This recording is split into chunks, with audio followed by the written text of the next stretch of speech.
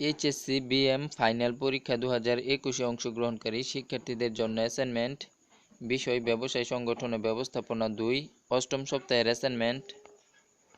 তো দেখো এখানে তোমাদের প্রশ্নে অ্যাসাইনমেন্টে বলা হয়েছে ব্যবসায় প্রতিষ্ঠানের নির্দেশনার ধারণা বিশ্লেষণ। তো এটা হচ্ছে তোমাদের অ্যাসাইনমেন্টের শিরোনাম। তো তারপর এখানে নির্দেশকে দেওয়া আছে নির্দেশনার সংজ্ঞা, উদাহরণ সহ নির্দেশনার সংজ্ঞা বিশ্লেষণ করলে 4 নাম্বার দেওয়া হবে। তারপর রয়েছে নির্দেশনার বৈশিষ্ট্য, নির্দেশনের 8টি বৈশিষ্ট্য ব্যাখ্যা করলে 4 নাম্বার দেওয়া হবে। তারপর রয়েছে পরামর্শমূলক নির্দেশনার সুবিধা, পরামর্শমূলক নির্দেশনের 8টি সুবিধাগুলো বিশ্লেষণ করলে 4 নাম্বার দেওয়া হবে। তারপর রয়েছে পরামর্শমূলক নির্দেশনার অসুবিধা, শিল্প প্রতিষ্ঠানে পরামর্শমূলক নির্দেশনার বাস্তবায়নের 8টি ব্যাখ্যাগুলো সঠিকভাবে লিখলে 4 নাম্বার দেওয়া হবে। তো এই ছিল তোমাদের প্রশ্ন। তো চলো এবার আমরা উত্তরপত্রে ফিরে যাই। তো প্রথমেই রয়েছে নির্দেশনার সংজ্ঞা। সাধারণ অর্থে পরিকল্পনাকে বাস্তবায়িত করার জন্য ঊর্ধ্বতন কর্তৃপক্ষ কর্তৃক অধস্তন কর্মীদের আদেশ নির্দেশ দানের প্রক্রিয়াকেই নির্দেশনা বলা হয়। নির্দেশনার উপর হতে নিচের দিকে আসে। ঊর্ধ্বতন কর্মকর্তা অধস্তন কার্যনির্বাহীগণকে সে সকল বিষয়ে নির্দেশ দান করে থাকেন যে সকল বিষয়ে অধস্তনদের পরিকল্পনা প্রণয়ন এবং সিদ্ধান্ত গ্রহণ করার ক্ষমতা থাকে না। তাই বলা যায় নির্দেশনা মূলত মুখ্য ব্যবস্থাপনার কার্য।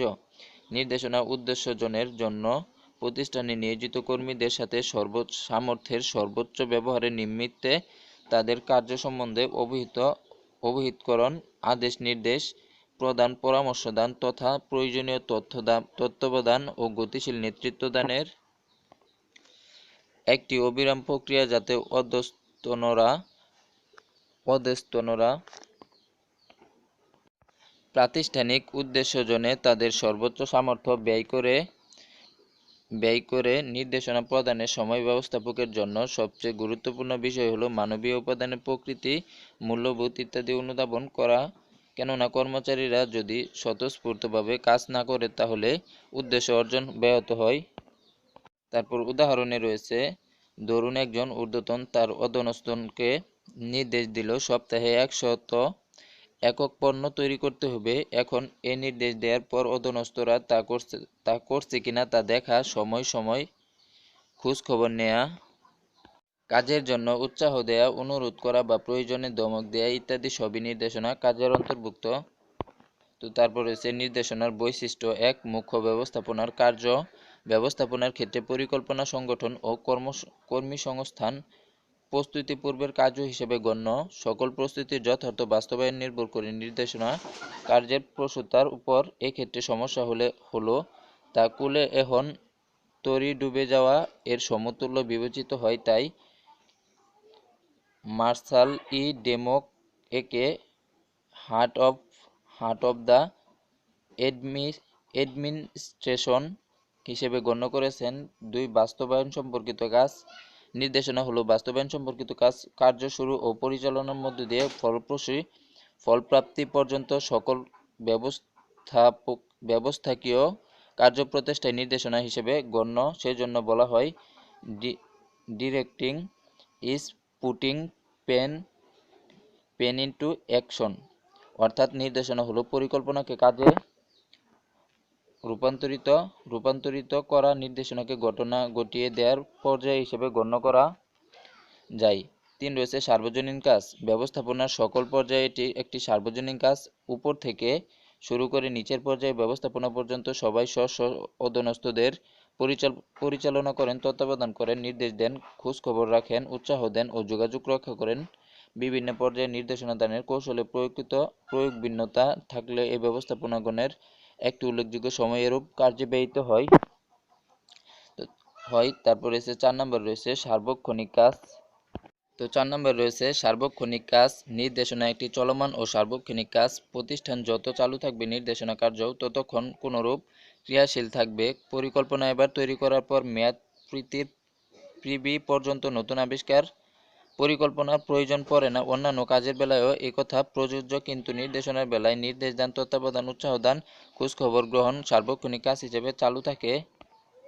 তারপর 5 নাম্বার রয়েছে আওতায় ব্যাপকতা, ব্যবস্থাপনার অন্যান্য কাজকে যেরূপ সুষ্ঠুভাবে সংজ্ঞায়িত করা যায় বা কাজের প্রকৃতি ও আওতা সহজেই নিরূপণ করা যায়, নির্দেশনার ক্ষেত্রে তা কষ্টকর, কারণ নির্দেশ প্রদান, পথ প্রদর্শন, নির্দেশনার ব্যাখ্যা প্রদান, পরামর্শ দান, তত্ত্বাবধান, উৎসাহ দান, অনুরোধ, উপদেশ, ভীতি প্রদর্শন সব মিলিয়ে নেতৃত্ব দান, প্রেষণা দান, যোগাযোগ রক্ষা এর সবকিছুই নির্দেশনার আওতাধীন। তো তারপর রয়েছে সেতুবন্ধক। তো 6 নাম্বার রয়েছে সেতুবন্ধক। তো এগুলো তোমরা পোস্ট করে লিখে নাও।